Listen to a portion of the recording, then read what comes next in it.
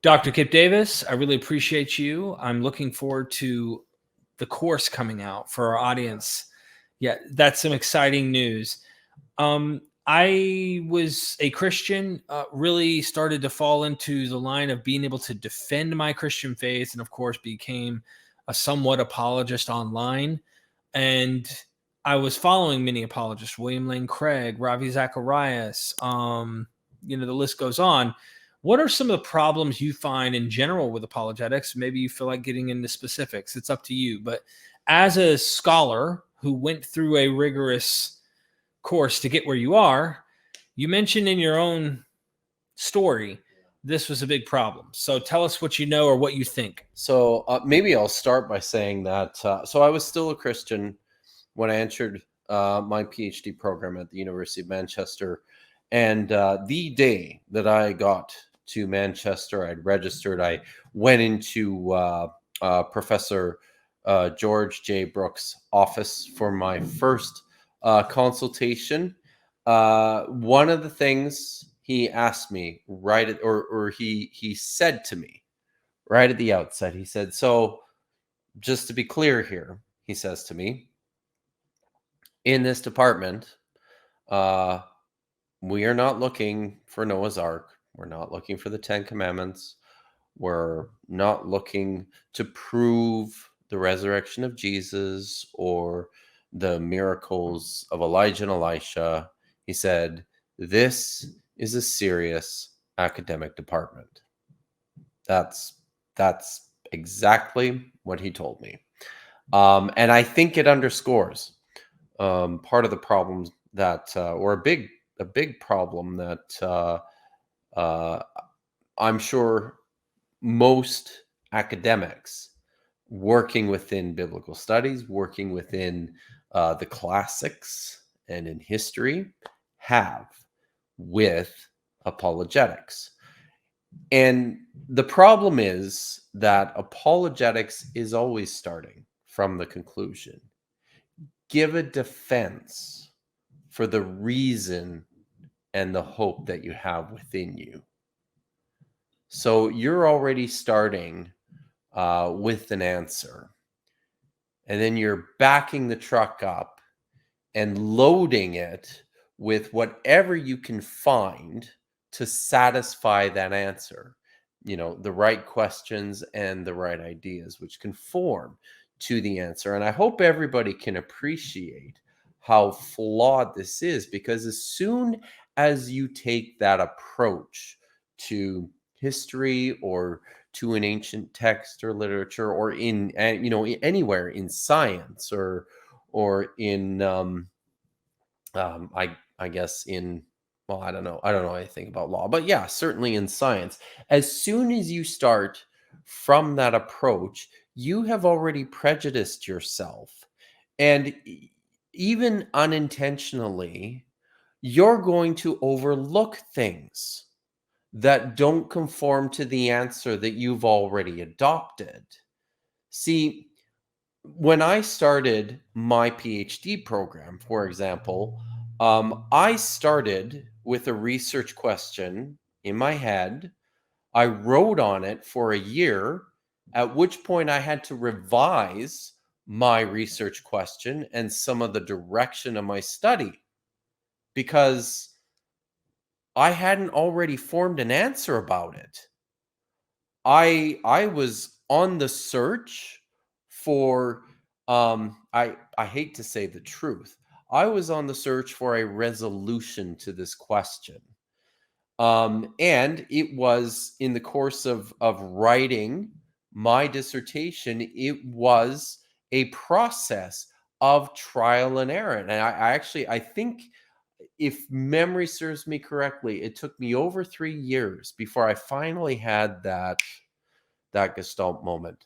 Like, I was looking at a set of manuscripts, trying to figure out what this text is, what it's saying, how are these manuscripts related to each other. And after 3 years of working on this stuff, like, intensely, and then after reading an article which had completely unraveled all the work that I had done up to that point, like I had this breakthrough moment where all of a sudden it was like, oh my God, here's the solution. You know what?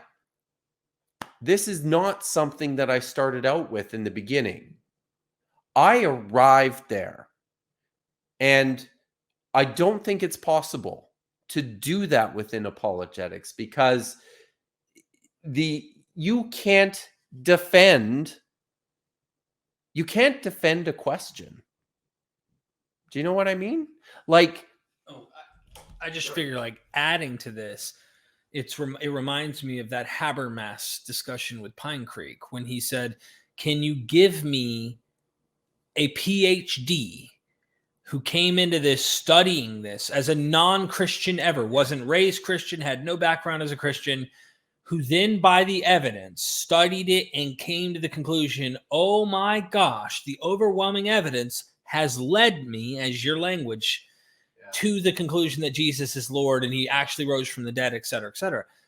It's usually, I was raised this way, I got with a woman who is a Christian or whatever it might be. There's always some other influence, and it's not the rigorous work you're talking about. Exactly. I think there's probably a qualification there. I think it happens in the sciences. For example, I don't know much about his background. I'm fairly sure that like Francis Collins came to believe in Jesus as like a PhD scientist after his scientific exploration. But that's sort of besides the point. I think it's more powerful that when it comes to actually studying the history of the religion, the texts that inform almost entirely the Christian faith or Judaism, you'll not find anyone who started out, as an unbeliever, went through this rigorous process of answering questions about the text and the history and coming out the other side going, oh yeah, well, maybe the New Testament has this right. That is something that doesn't happen. And I'll say, so, and this was some of these problems, starting with the question and having an inability to follow the evidence as a result of that. Sorry, starting with the conclusion and having the inability to follow the evidence as a result of that, because you're even subconsciously selecting data from your sample set.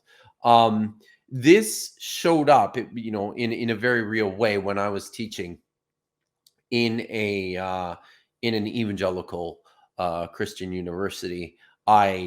One of my jobs when I was still a PhD student and working at this school was as an assistant to an apologist who taught courses there, and he caused all sorts of problems for our department, like the department that I was in, the biblical studies department, because students would go into his classes and learn the right answers to address their pre-existing faith commitments, but which were completely fallacious and besides the point of what was being taught in their biblical studies classes. And professors in the biblical studies department started to complain that, look, I'm giving these assignments, or I'm giving this exam, and students are supposed to be listening to what's taking place in my course on Isaiah, or the formation of the Pentateuch, or whatever it is, and they're regurgitating these answers that have nothing to do with what I've been teaching them. Where is this stuff coming from? And here, it comes from having their having their convictions confirmed through a clever set of principles. And it's not a responsible way to do any sort of serious academic work. brief comment. Josh McDowell, you did a video on him. Lee Strobel. Some Christian's going to come across this who's probably not even going to wait till we get to this point in the video. And this happens so often on MythVision. We just, for some reason, the cognitive dissonance can't allow them to even watch the video. But let's just say they get this far and they're like, all right, well, Lee Strobel was a skeptic and went and challenged and found the truth. Or Josh McDowell was a skeptic and went and found the truth. Tell us what you know about them. First of all, I think any budding apologists listening, listen carefully to me. I think the greatest skill that anybody needs to be an apologist in the first place is not, a first-rate education and lots of knowledge about the Bible or even philosophy. The best qualification for any apologist is unbridled confidence. And that's what guys like McDowell, like Strobel have in spades. So, yes, they present themselves as people who came out of this upbringing as hardened atheists who were highly skeptical of every Christian claim. So I did a whole documentary about Josh McDowell, in which I went into exploring how he has told his own story over time.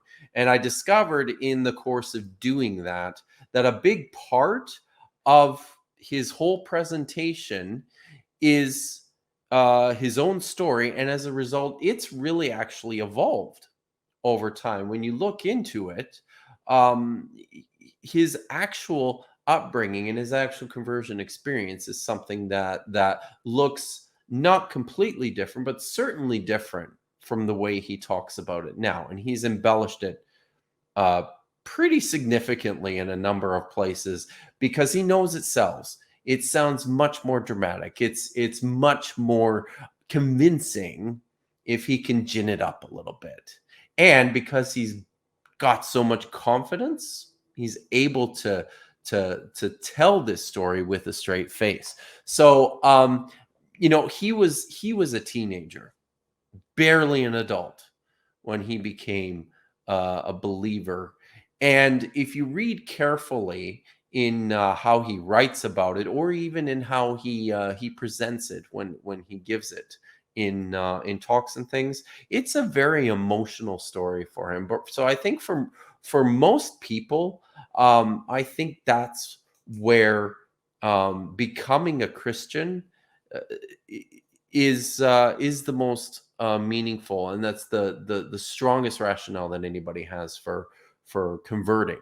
It's out of that emotional state in the first place. So as for Lee Strobel, he presents himself as a former hardened, skeptical, investigative reporter for the Chicago Sun-Tribune. He won an award once for an expose he did on the building of, I believe it was the Ford Pinto safety. The company was cutting corners, and he was part of exposing that, right? So he really depends on this to paint this picture of himself as this, just reporter, doggedly searching for answers, and also highly skeptical. He started out this way, and it would take just a miracle to convince him otherwise. And the way he tells his story is such that his wife became a believer, and he became resentful of the fact that she became a believer. So I think she challenged him, or he got challenged by some other people he knew, to investigate from a critical perspective, an historical perspective, the claims of Jesus. Well, this all became a best-selling book, The Case for Christ. The book itself is incredibly disappointing and laughably weak in terms of an historical investigation. And the reason for that is because virtually every expert that is interviewed in the book is a believing, confessing Christian, most of them Christian apologists already. If he was really interested in discovering the truth of the Christian claims, then surely as a responsible reporter, he would have consulted both sides. I don't know. But if you dig into his actual history a little bit more, you do notice a couple of things, which I think are convenient. So he started. He published his first book already after he had been working as a pastor at Willow Creek Church, the giant Willow Creek Church in the Chicago suburbs. He had already been there pastoring for, I think, 5 or 6 years, and he didn't get around to publishing Case for Christ until he had been in the church for like at least a decade, working in the church. He's a pastor. So I think that given the timeline from the point of his conversion to the point that he actually got it down on paper, given the content in the book itself, we have every reason to be suspicious and skeptical about the legitimacy of his own conversion story.